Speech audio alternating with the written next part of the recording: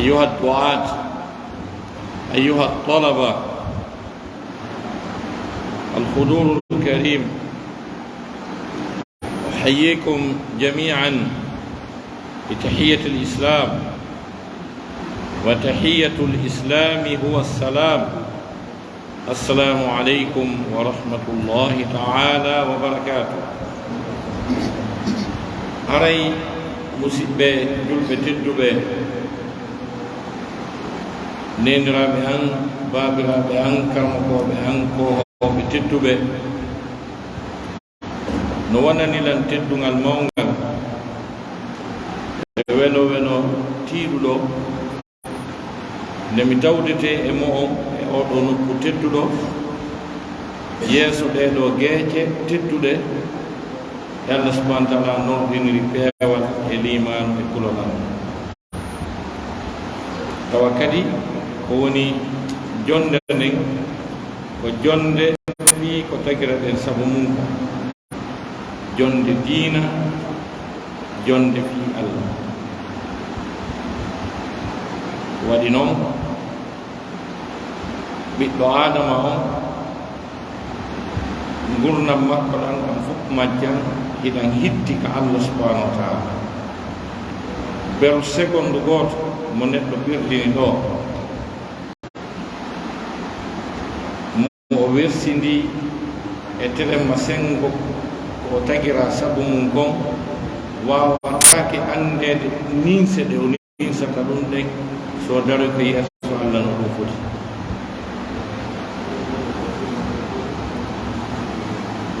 E maana ɗo noon kala seconde kala minute mo waɗɗen ɗo harayde windaneɗe baraji leydi ndin ndi seedito to ɗum ɗo ka jooɗiɗen ɗo. ñande Allah subhanahu wa taala tippini suratul zulzila ɓaynenaɗo janngani sahaba ɓen suratul zulzila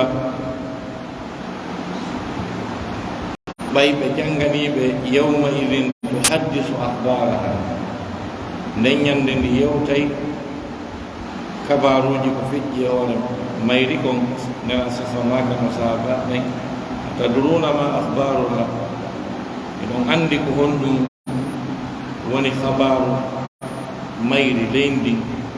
ndi wi o yehi kaarijo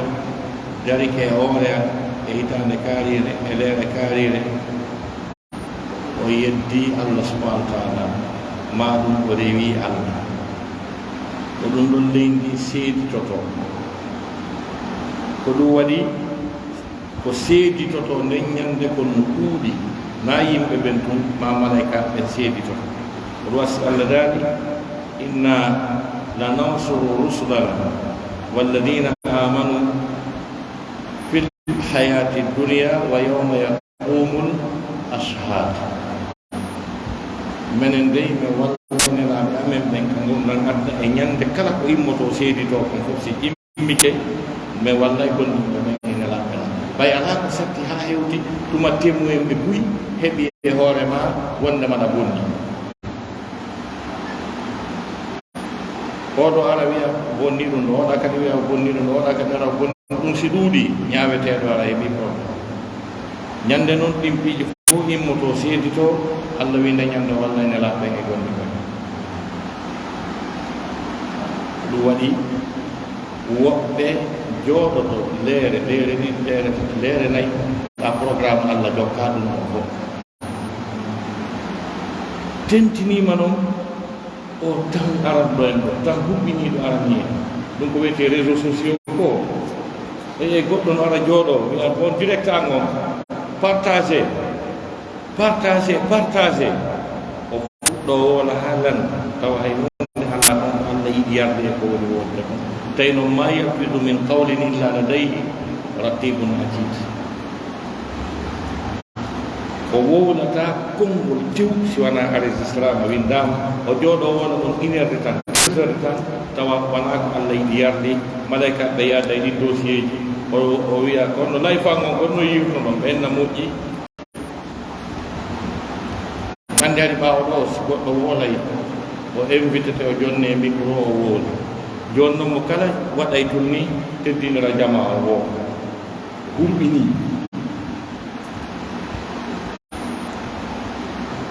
ko ɗum waɗi taweede sifa ɗeɗo jonɗe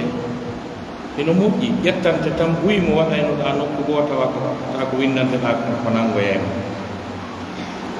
en jooli e rasul sallllahu alayhi wa alihi wa sahbihi wa sallam on mo jamɗi kisi e woni e muɗum nirgiraɗo sabu yurmede wonande ɗen o mofta haray inchalrahman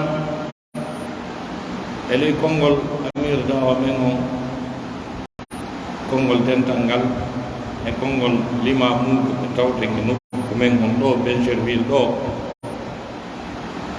haray en ɓeydodiray e suɓɓundu yewtere no wiye aqidatu ahli sunna wal jamaa finde e ahlu sunna wal jamaa no wawa wonde no gasa ara woɓɓe no ga tawa no wonani ɓe kesum ɗen sabbino ustad Taybu yo wollan min fi dargal ngal ɓe wollan min fi prado wangal ko angon boni ko l'islam ha place ala ma fi hakke jombinirɓe ɓe ma waɗi fiiji kono wiwgol e wiwgol ɗo jom ɗippiji pertir bayi gére téléphone ji men ɗi o yina ko winda ko wona débriyerde hoccite ɗum eti kadi o alli ñon kuɗɗi ara Allah walli en voilà donc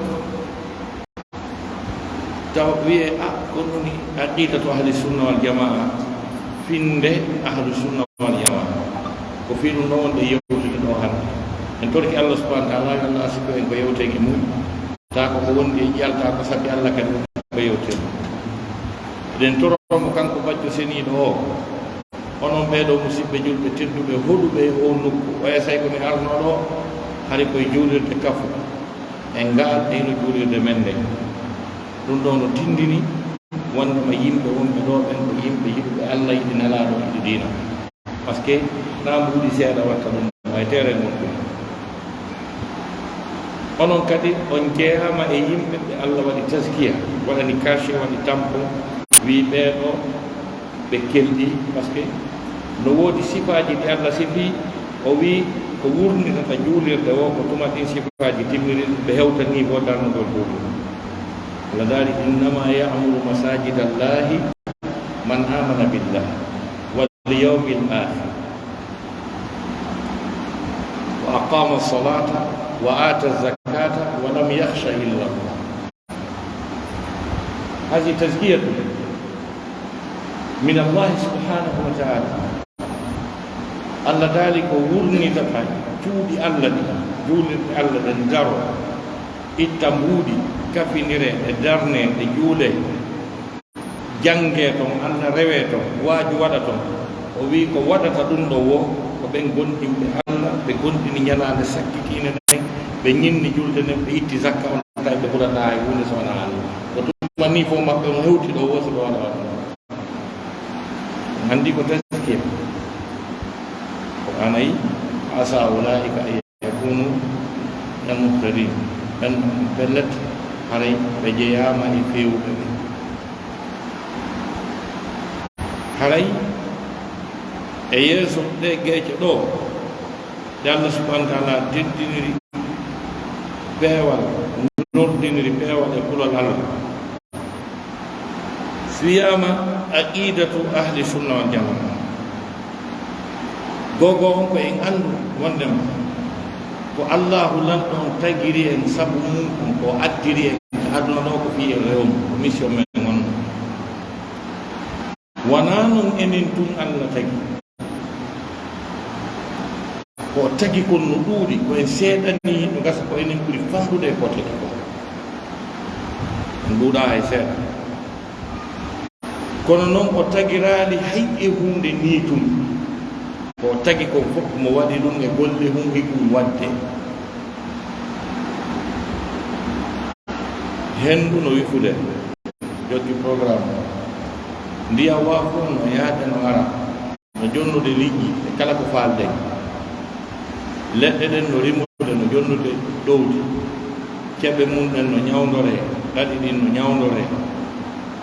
naangi ngen no yaltude lewru ndun no yaltude jemma no arde ñalawma no gaari on anndi ɗum kala no jokki ko addira ko joni noon an a wawata an kadi posude question an tun joɗɗa miijitoɗa mbiya min kadi ko hunɗum addinmi ɗo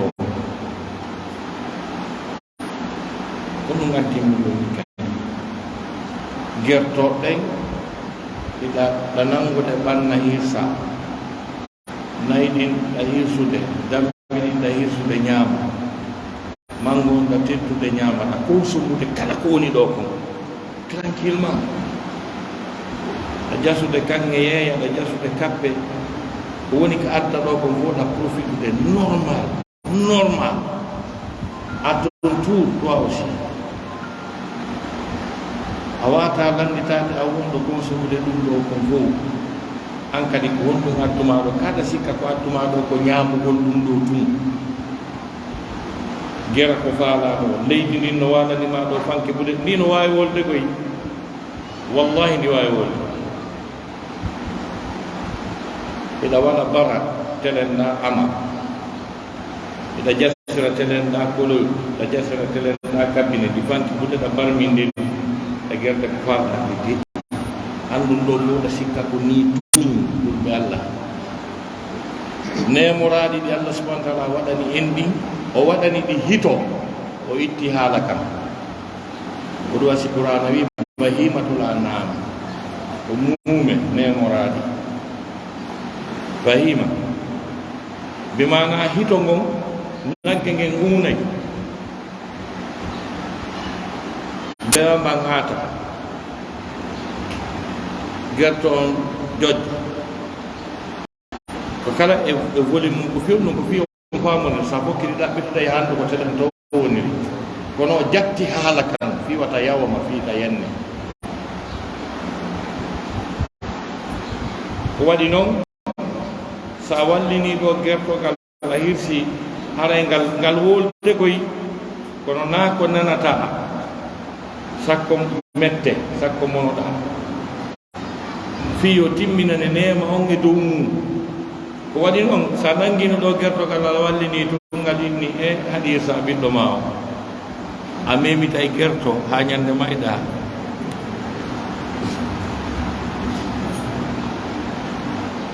joni noon ɗa sikka a consomay ɗum ɗo fuu waloɗa ɗanoɗa gera ko faalaɗa yaha lakara yaltira ni tun wadala yahsabu linsanu an yutraka suka e hara neɗɗanke no sikka o accitirte ni am hasibtum annama khalaqnakum abatha wa annakum ilayna la turjaun fataala allah almaliku lhaq allah daali yarni hiɗo sikka wondema men taggir on yo wonir ni ñamon ko faala ɗon ɓorno ɗon ɗi faala ɗo wolon ko faala ɗon geron ko faala ɗon hara on wiyatake ko ɗum ɗo waɗa ton ko ni gerɗo ton fewno ɗo watte hara on artataka amen ko ɓuri hulɓinade aya on ko allah wi kon fataala allahu almaliku lhaq fataala allahu allah mawni kanko kadi mangu makko mum e teddugal makko ngal o feƴƴi ka o waɗira yimɓe on situation yaltira ni ko tawata an e hoorema a jaɓata nda wawi jindude ɗo fi ƴamugol jiwo jinda ha paɗe ɗe lanna yaha waɗa teŋe waɗa walisi waɗa cérémonie ɗi fof jiwo on ara tawa jiwo on o hewta tum o henna koto kaari e bon anduɓe Conakry ɓe ɓay ko toon mi andi mi wata biide exemple ji ɗin ɗo tawa hiɗon huuɗi koolon henna koto kaari ɗo yaade ɗo kindiya ɓeri yontere ñande wari ñande wiiɗa heeɓi ɓe ari hay koto kaari ɗo yaade ɗo kindiya ɓeri yontere awa kadi si feƴƴoyi ɗon mi feƴƴa kadi ma mi waɗa kadi yontere feƴƴoyi ɗon feƴƴa ala mi waɗa yontere mi dal si mi jaabi to mi ala Dakar yayraaɓe an toon mo tenguɗa waɗɗa piiji ɗum fof ari premier programme ko ɗum ɗo yeetimi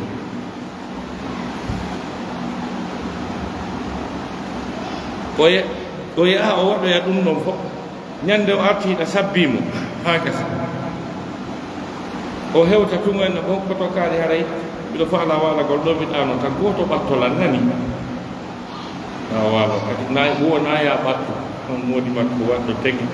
ɗum o naya ɓattota kadi susta ɓattade so finoyi kañum kadi ɓen no wonno gore janngo mo mi janngi duno e mo nelanimmi ɗo mo ƴetti hôtel ɗo de honno wiyete kalum to haray mbiɗa yaade mi waɗa balɗe sappo to nani mi hewti salla jadi ka gorko goo ammodi makko waɗanɗo modi fof o yettomamo yaake kanko e gorko ɓe waɗa balɗe sappo ka hôtel ha gasa o arta kadi hakkude men e Allah est ce que en jaɓay ɗum nge huɓɓata nge huɓɓay wasata joni noon kanko kadi wiyeteɗo Allah o weƴƴitane ndi leydi o adda ngenani o adda ndurlew o adda ɗandiya o adda ɗi nemaji fof o waɗane hakkille o waɗane guite o waɗane noppi o tagi o labbine ha labbeɗa ha gasa o wi'e ko ɗum ɗo o wi uma ya waɗu o yettoma ko faala ya waɗu kon fof ƴet ñama ko jeeyi kon fof consoma fof ha moƴƴa saloɗa wadde ɗon sika sonkata sonkay ko programme addi en ɗo jammen on fof ko on programme etoɗen o marche ko en jiyaɓe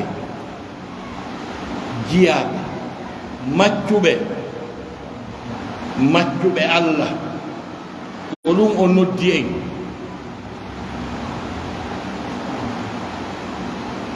ko patron men noon ɓurɗo teddude e men on fof o addi wiide maccuɗo taw wi jiyaɓe kano woodi tedduɗo ɓuri Muhammadu Rasulullah sallallahu alaihi wasallam laabi jeɗu e Qur'an Allah wimo jiyaɓe laabi jeɗu aro'ayta alladi yanha abidan ida salla o wimo ɗon maccuɗo subhanalladhi asra bi abidihi o wimo ɗon maccuɗo wa annahu lamma qama abdullahi yad'uhu ɓe wimo ɗon Allah wimo ɗon maccuɗo kadi ko si tawi en jaɓay jeeyede ko jeeyi en noon ko Allah ko ma noon jeeyeɗen kadi ko imma Allah jeeya en ma ko lutti e ko tagi kon jeeyay yimɓe no ɗo ko maakiti hum maɓɓe ɓun jeeyiɓe marchandise um pun jeeyi gurdam maɓɓe fof si ɓe waali jemma ɓe miijitade ko honno ɗum heɓorta so ɗum heɓike ko honno client si ara janngo e si arata wiyata ɓimmi on tigi bako maakiti um ko wiya maccuɗo ane wi ka maakiti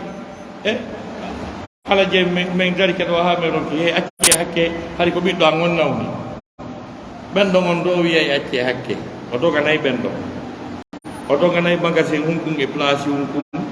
o doganayi ɓeyguli ɗin e ɓiɓɓe ɓen e woɓɓe ko kañum kadi toon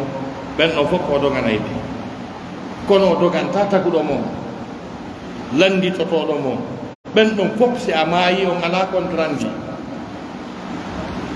kala ko doganɗa ɗo sa waliki a maayi on fotto e lakara ɓe landitotako ma e fof kono taguɗoma adduma ɗon o wiya daroy to yeeso ma joni noon ko ɗum ɗo noon wiyete diina kanko ka diina tagiraɗe fiima ka ɗo noon no waɗɗi en andugol ka en wawata kadi rewgol mo kanko Allah subhanahu wa ta'ala e ka ɗo diina si wona hara en jannguka ko ɗum waɗi si o addi ɓe o janni ha faami diina kan o neli ɓe e me'en o wi yahe tindinon ɓe diina kan yahe tindinon ɓe komi faala kon ko ɓen ɗo woni nelaɓe ɓen ko ɓe woni annabaɓe jonnon e nder nden tindinande kaɗo diina iblisaru ndun no desidi wondema ka diina ka Allah subhanahu wa taala addi ɗo wondema o sakkoto en e Makka hay si tawi e rewray Allah subhanahu wa taala kaɗo diina e rewratamo no o faalira noon e ko faala ko e finde nde o faala nde e mum nde iblisa no desidi o wondir noon goy la aqudanna lahum sirataka almustaqim thumma la atiyanna min bayni aydihim wa min khalfihim wa an aymanihim wa an shama'ilihim fala tajidu aktharahum shakirin. Kada sika ɗum ko ni tum on aya no hulɓini ko ɗum waɗi alhamdulillahi en heeɓi juulirde nden ɗaɓɓen kadi ceernoɓe ko janna en nani ɗaɓɓen kadi ceernoɓe janna en ɗaɓɓen kadi ceernoɓe ko janna en iblisaru ndu wi mi daroto mi sakkoɓe e laawol maɗa fewugol ngol mi sakkotoɓe e makko ɓe yiyatagol pes mi ardana ɓe yeeso maɓɓe mi sakkoɓe mi ardana ɓe ɓaawo maɓɓe mi sakkoɓe mi ardana ɓe ka ñaame maɓɓe mi sakkoɓe mi ardana ɓe ka nane maɓɓe mi sakkoɓe o wi a heɓoyta ɗuuɗuɓe e maɓɓe hawroɓe e ko fahalɗa kon tigi heɓata joni noon wona kala no rewira Allah subhanahu wa ta'ala e nder kaɗo diina wona kala e muɗum Allah faala Allah jaɓata Allah yoɓoyta mustahil wata wonde dewal mangal ko rewata Allah kon sartiji ɗiɗi ɗi timmay si Allah jaɓa ko rewɗa sarti arano on al ikhlasu fil ibadati sarti ɗimmo on tajridul mutaba'ati linnabi sallallahu alayhi wa alihi wa sahbihi wa sallam al ikhlasu fil ibadati laɓɓinangol Allah subhanahu wa ta'ala ka dewal ko taw hara dewal mangal ko rewata Allah kon hino laaɓi ko ɗum ɗon woni goo ɗimmum ɗum tawa dewal ngal rewɗa ngal tawa ɗa ñentini nela sallam e bankkal c'est à dire tawa dewal ngal nela sallam waɗi ngal ha gasa waɗirano ɓe waɗiri non jon noon karnu ko en si tawi noon an dewal ma ngal tawa nelaɗo andangal waɗali ngal fewno ngal ari hari nelaɗo feƴƴino neewi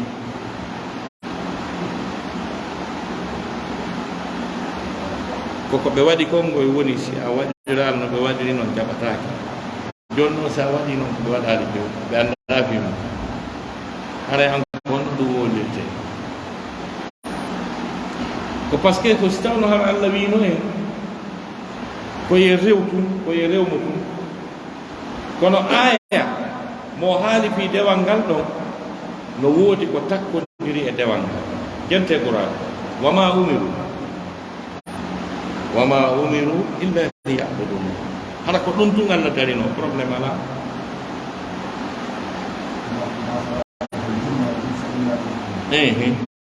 faami hara Allah subhanahu wa ta'ala wiwno tum wama umiru illa liya'budullah ɓe yamiraka si wona yoɓe rew Allah harayno probléme ala kono o wi mukhlisina lahu din kono o wi'i mukhlisina lahu din o watti ɗon kadi hunafaa wa yuqimu salata wa yu'tu zakata wa dhalika dinul qayyimati ça c'est très dangereux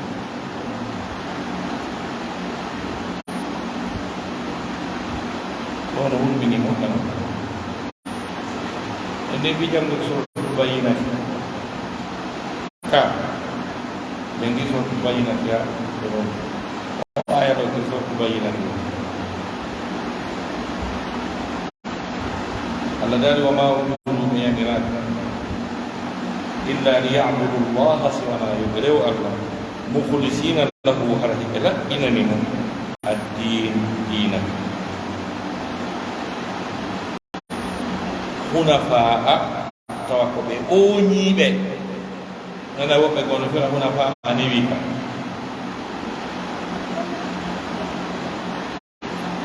probléme men ɓurɗo mawde on ko ronkuɗen anndude ɗe ayijade Allah timbine men ɗon no firi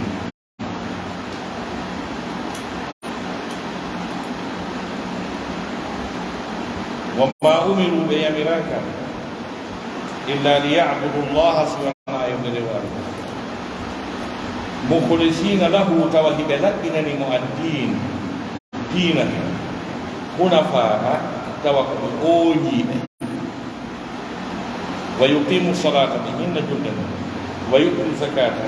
ɓe itta zakka on si ɓe waɗi ɗon ɗo haray dalika dinu qayyim ko ɗum ka ɗo woni diina ñiiɓuka kan diina goonga hakka jaka no woodi din ko wona qayyima sen fa no ka ɗo woni diina bi mana ko aqida o finde nden ko wiya kon aqida to ahlu sunna wal jamaa ma taw annen ko ne aqida taw ko wen ahlu sunna wal jamaa ko aqida o finde nden Allah adi addude so addi ibada mukhlisina lahu din hunafa ko aqida wa yuqimu salata wa yutu zakata ko ibada ko aqida o ngadi jonnon ko honɗum wiyete hunafa o ñiiɓe par ce que ɗon no metti witeeɗa koy yo goɗɗo rew Allah yo laɓɓinanmo dewal ngal o ooño kadi ɗe ngan se wi goɗɗo ko ooñiiɗo ka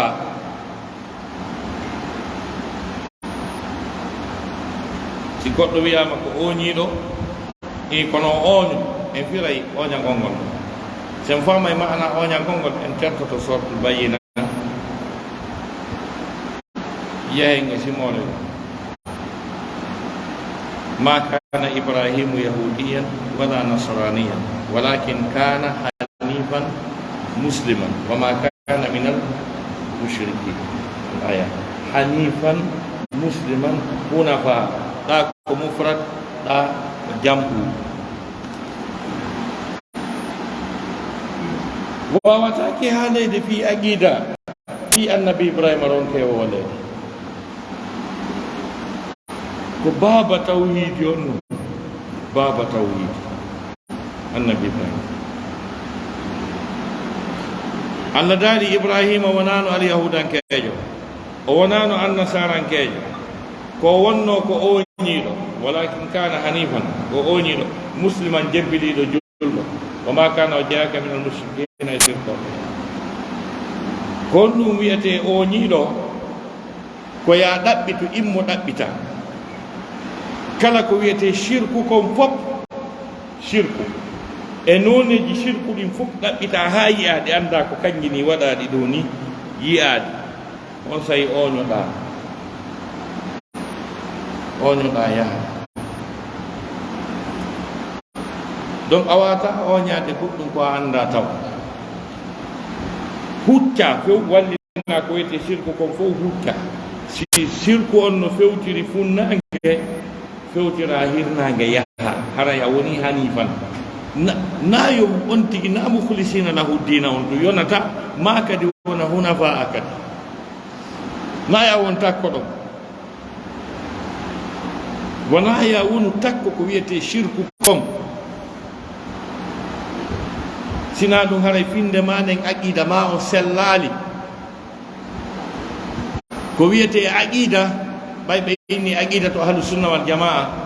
koko neɗɗanke on fiɓi kon ko wonki makko ga telemma sengo diina kanko ɗo wiyete aqida ko wiyete aqida ko piɓol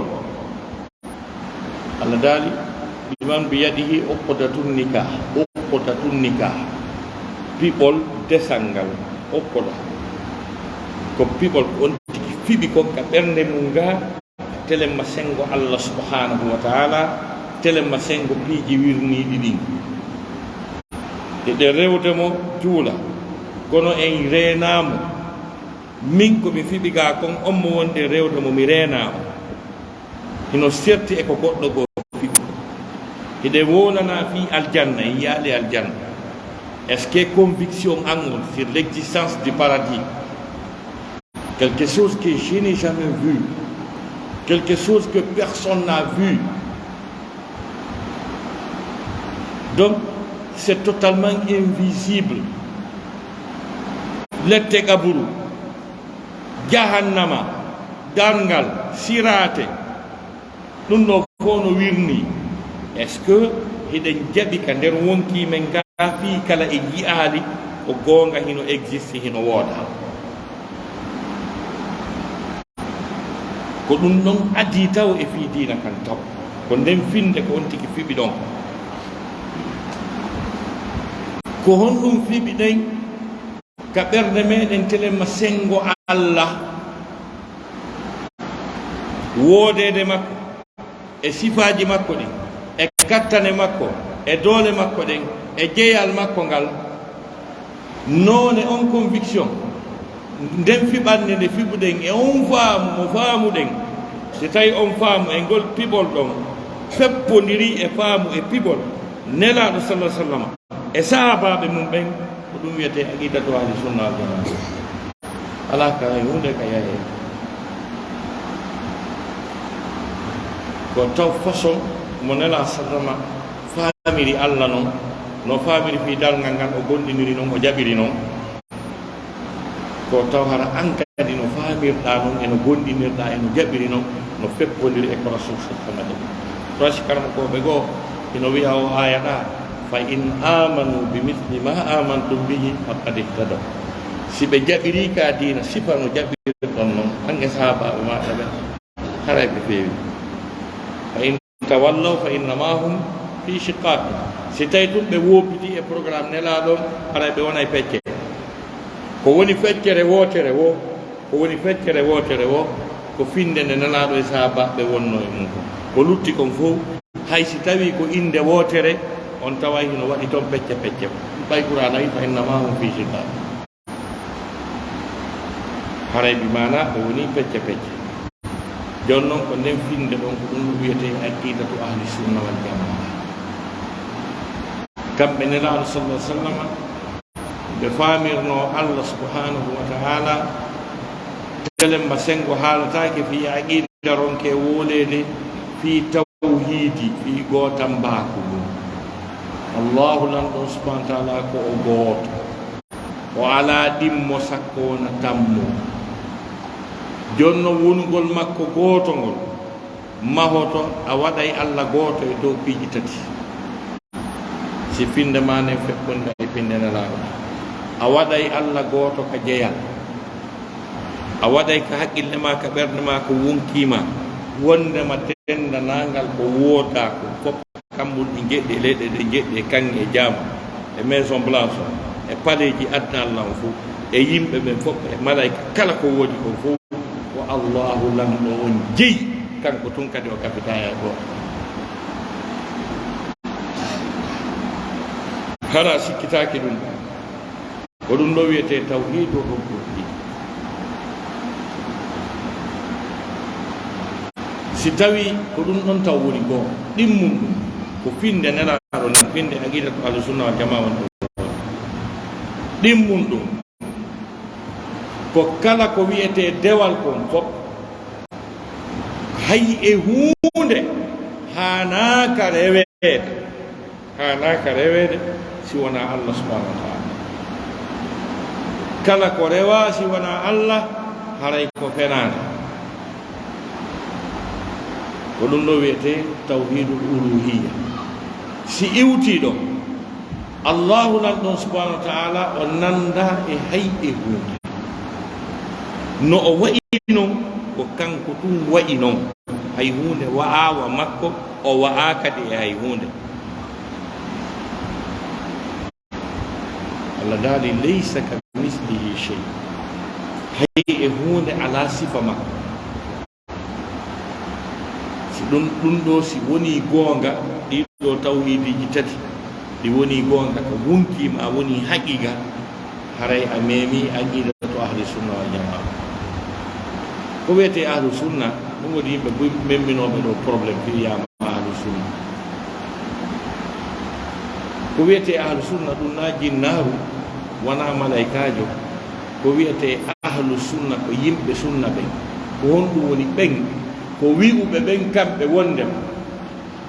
kala ko wiyete dewal ko fof juulugol e horugol e jantagol inde Allah subhanahu wa taala ɓe yondinori beru ha kanelaɗo ari ɗon e kono waɗiri ɓe ɓeydata ɓe ɗuytata ko ɓen ɗumen ɗo wiyete ahlu sunna na goɗɗum goo. ahlu sunnaɓe madrasa ɓenni ko ɓeeɗa juula julde nenaɗo ne hara ɓeydali ɗuytali, hoora korka nenaɗo kan ɗuytali ɓeydali, hajja hajju nenaɗo ɗuytali ɓeydali, waɗa askar sa jantoto inde Allah ɗiɓe acciri en e munɗin yen janto wallahi wata wadde ɗi fof ko wakkilide wo ko wakkilide wo ko wakkilide en wata wadde ɗiɓe jantori inde Allah ɗin fof bajje wata wadde sakko tafo en goɗɗi goron ɗon mustahil wata wona ko taw kala ko waɗata ka diina ko ya lando ene nelaɗo wanno ɗum ko honno ɓe waɗiri ko ni anni programme maɗa masi si a woni e on cadre ɗon haray a woni e nder cadre ahlu sunna wal jamaa. Kono aray e meɗe yitani en ɗo goɗɗum ko ndu yitan ɗum en koko fa'andorte on to iwi on bo nani ɗon ɗum ene ɗum no ko alqur'ana toon windi toon owe no windi ko hadisaje nenaɗo ene nenaɗo wanno owe sahabaɓe wanno owe kono no fa'andore no moƴƴi wallinir ɗum doyi gaynu taw ko nenaɗo waɗi kon taw si yahana noon goɗɗum goo ko nena sasana waɗa wata jaɓu kadi hay gooto jonne fi programme dina wiya ko hakkunde mum par ce que adduno ɗon kanko o wowlan fof o suuɗali Allah daali wa ma huwa ala al ghaybi bidanin o nano mono suuɗi ko tippi e makko o wonano mono suuɗi wahay o feññinno e kene ala ko o soodi nene Fatima mo makko ko tawata o sondaki luttuɓe ɓen ko waɗi noon ko fii fof arini na ko waɗire commerce waray inchallah waray kadi mi jonnima an kadi mo kadum koye kala nodduɗoma serɗa jonnuma goɗɗum wi ala jonna ɗum ɗon ande ko ɗum estayla minen sa ƴeewi o to walla laabe o gari ha on feƴƴi kindi a goɗɗo ƴetti ɗon kaɓɓum jonnima wi ko hakkude mum a darale annduɗa gonno o gari ha ka bara 36 police daari tawi ko kaɓɓum dorogu kenta sikka jonnunonoma wiyay ko kanko jonnuma e ko ɗo joni min ndaari silan nandi e trafic ak ka goɗɗo no wawi police nangguida goɗɗo e dorogu goɗɗo no wawi wiide ɗon hi komin jonnimo sa jonnama ɗo kadi goɗɗum ha ewtama lakara tawina ɗum ɗaɓɓa keɗa sikka winnayi kanko jonnuma yeeso Allah wiyata ko ari kon no laaɗi ko ari kon no feeñi ko ari kon complica hino weeti ñande hajju waynitagol mo nela sasama sakkiti wadde on hajjatol weeɗa hari yimɓe ɓen ko goto goto natirta dinata no suuɗi no huuli nden ñande guluje jeenayo jaɓɓuɓe diina no dari yeeso nela sasama ɓe waaji ko ɓe waajoto kon ha gasi ɓe wi mi anda ɓaawo o hajjuɗo simi hajjita ɓe wi ene taw simi yottini e moon ka hara mi janfike on ka hara mi suuɗi ɓay o woli ɗum sahaba ɓen ɗo ko wino ko ɓe wi ballagta risalata wa addayta al amanata wa nasahta al ummata وجاهدت في الله حق جهاده بإني أيوتني نلنغل أسود يا محمد أجنتي هو لارن responsabilité on ko halfina da ko ya jonnu men hewti ala bani mofte den a jamfaaki de a darike kadi a haɓino fiika diina ñiiɓira no haaniri no ɓayɓe woli ɗum nela sallama tawi yondinorta ɗum ɗon tun o waɗi ni o inni allahumma ashhad allahumma ashhad allahumma ashhad laabi tati o wi allah won seede a nani ko ɓe wi kom timminigoy allah wonu seede ko ɓe wi kon mi jamfaaki mi yettini fof o wi ɗum ko fi hoɗum yawma yajma'u rusula fa yaqulu mada ujibtum na ɗum no toon wala nas'alanna alladhina ursila ilayhim wala nas'alanna almursalin si daroyama darngal allahu nan ɗon subhanahu wa ta'ala moɓay mofte kala an e annabajo mum on annabi ibrahima yimɓe mum ɓe daroɗoɗa annabi moussa yimɓe mum ɓe daroɗa nelaɗo meɗen muhammad sallah sallam e enen kadi daroɗen ɗa allah wi'a lando en enen ene o yottinno o landoto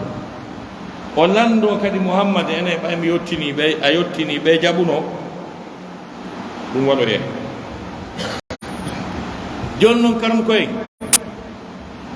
kala ko tawno ko nden ñande ñande ɗum wowlan kala ko wonano diina ko nden ñande wawata wonde diina a ñande ndawande mustahil haɗi gasi eɗon andi sortul maidati al yawmaji tati no e sortul maidati manteɗi moƴƴa nan al yawmaji tati no e sortul maidati manditeɗi moƴƴa al yawma uhilla lakum at-tayyibat ɗum no al yawma ya'isa alladhina kafaru min dinikum ɗum no ɗo al yawma akmaltu lakum dinakum ɗum no ɗon o yiɗi tati a sortu maida ɗum naata sama kalaji ƴetten ɓurde en interesti den ɗi al yawma ya'isa alladhina kafaru min dinikum fala takhshawhum wakhshawn allah daali hande noon heeferaɓe ɓen taƴike e fii diina mon kam hiɗon andi bi allah tippini diina ko fewndo annabi adama depuis tan annabi adama ha hewtoye fewndo tan annabi nuhu alayhi salam ɓay hari tan annabi adama on iwi annabi adama ha hewti annabi nuhu on intervalle ɗon hari fof ko julɓe fof ko julɓe ko allah tu rewa sirku waɗali o kafitaka yay fof an noon pankareji gono nder ɗon wari ndiro masibat kono amma aqida on tawhid on hari emo reeni mo woodi ɗon andi ko ɗum ɗon qur'ana wiyata kana nasu ummatan wahidatan hari yimɓe ɓen ko ɓe mofte gooto ko wi adama ha ka nuh fahtalafu on a partir de nuwa yeeso on say noon ko ba'atha allahu annabiyin ko nun nelaɗo ne ɗo si tawi maître jo on acciti taalibaɓɓen ɗo no woni tranquille ɓe ala pirde ɓe ala sonkude haaju makko haray e argol ɗo wiya kaari aynuɓe jon noon iwi tan annabi nuhu alayhi salam ɗon probléme ji ɗin fuɗɗi iwi ɗon opposition on ko ɗon fuɗɗi ko ɗon iblisa manifesti ko ɓuri mawnde ko kono bi law hari opposition on dartagol ko allahu lan ɗon addi kon hari no dari par ce que kaka tippagol maɓɓe allahu lan ɗo wi attention ɗon mari opposant ba'dukum li ba'din adu yoga e mum e yoga ko hayruɓe o faama donc ko ɗum waɗi si qur'ana wi fi'atayn fi'atun tuqatilu fi sabilillahi wa ukhra kafira ko feddeji ɗiɗi toujours ko fedde wiwnde ko allah addi kon ko faala kon ko ɗum ɗon marsa fedde go wi men maaye taw men nanna so ɗum marsa jonnon ɗum nanngodirano pira fewno annabi nu gañi, pira fewno annabi ibrahima gañi, pira fewno annabaɓe fof ha hewto e annabi Moussa. Firawnaru ardu ɗon nundu wi ɓe feƴƴuɓe fof ala hakkille, ɓe ala doole, wala yifuɓe, mi mulay fi ɗum, mi lannay fi ɗum. kanko e doole makko geri ko faala bimbi hum gotum pet en bomaten Allah halkimo tawhid o lutti e foli adini non ha hewtoyi fewno Muhammad rasulullah sallam bandije immoyi wi nun no masata darotako ɓe dari ɓe haɓiri ɗum nano e ñaamu kene e gundo ɓe wi marsata kono ɓay hari patron o wi no neeɓi inna allaha balighu amrihi ko memmini ko yaha hewtoya kataba allahu la aghlibanna ana wa rusuli Allah farde o wi ko kanko nela ko ɓe gaña ɓay hari ɗum woni gon ñande noon ɓen bandije kaccoraje ɓurɗe hurbinade ɗen ɓaɓɓe majje hela firawnaru nelaɗo ɗum wara ɓay ɓe tufi kefeero on ha gasi ƴiƴanɗan hino yaltude moƴƴa himo mayde o wi o noddi ɗon goɗɗo are ɗo are o yimima hewoni are ɓe ari mi nani on e Muhammad yahe wi omo miɗo mayde kono mi jaɓali ko wi kon nani yahe wi on mo miɗo mayde mi jaɓali ko wi ɓay ɓe ari ɓe yottini e nana sasama nelaɗo uggini ko duuti ɓe ɓanti ɓe inni firawnaaro an gon ɓuri firawnaaro Moussa firawnaaro Moussa noon kayru ɓaydu tawni loƴoto woni nandi tundu tubuno oɗo wi yahe wi amo miɗo mayde mi sali joni noon musidɓe julɓe tedduɓe ɓayi ɓen ɗon maayi lanni julɓe ɓen gañike ko ndeññande Allah daari al yawma ya'isa alladina kafaru min dinikum ɓe taƴike ɓe anndi ɓe wawata o aduna ɓe anndi o fooli aduna te fini ɓe déclari défaite maɓɓe o al yawma ya'isa alladina kafaru min dinikum fala takhshawhum wa tanhuluɓe wakhshawni huleɗen al yawma hannde akmaltu lakum dinakum mi timminani on diina mon kan hannde wa atmamtu alaykum ni'mati mi timminani on nema an on hannde wa raditu lakum al-islama dina mi suɓanike on diina l'islam kanko wiyete diina kon fof timmi nden ñande e ɗaɓɓitugo ɗum go dey se jaɓi e ko timmi ɗon kon e woni e ɗum ɗon ko ɗum wiyete aqidatu ahli sunna wal jamaa se ɗaɓɓi goɗɗum go en takki ɗon en naati e goɗɗum go hara en naati e ko wona e programme aqidatu ahli sunna wal jamaa kon ko ɗum ɗo wiyete aqidatu ahli sunna wal jamaa ko ɗum torondirɗen fi Allah julirde men ɗen e nder nine battuɗe ceernoɓe men ɓe firana en qur'anu ɓe janna en hadisaji ɗe ɓe tindina en ko nelaɗo waɗayno kon tigi no nela sasama rewiri noon rewiren noon lutten e nder on aqida ɗon hara en natani piiji goo ɗum ɗo woni mawdu men on si question ji no woodi ma ɗum taalib no woodi wassalamu aleykum wa rahmatullahi taala wa barakatuh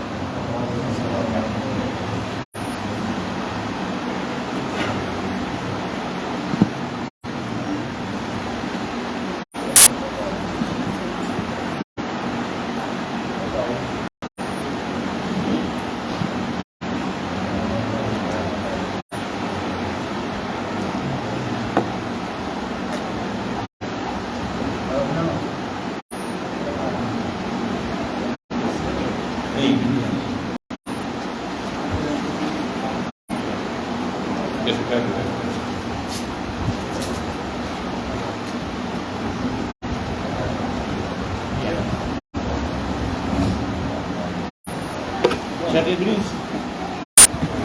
saya nak talik kan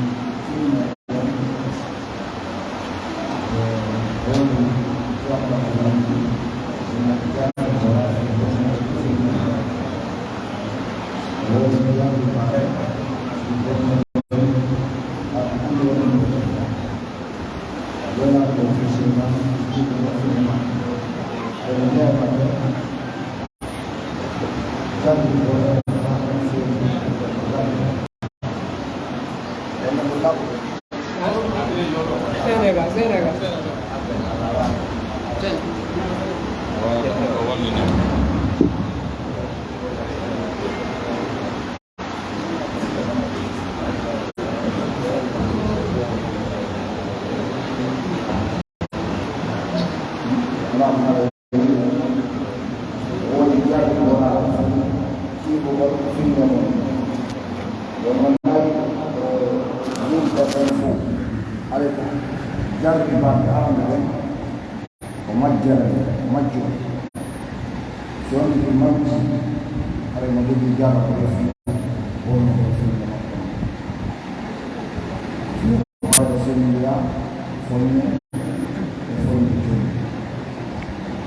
Dia jari balada,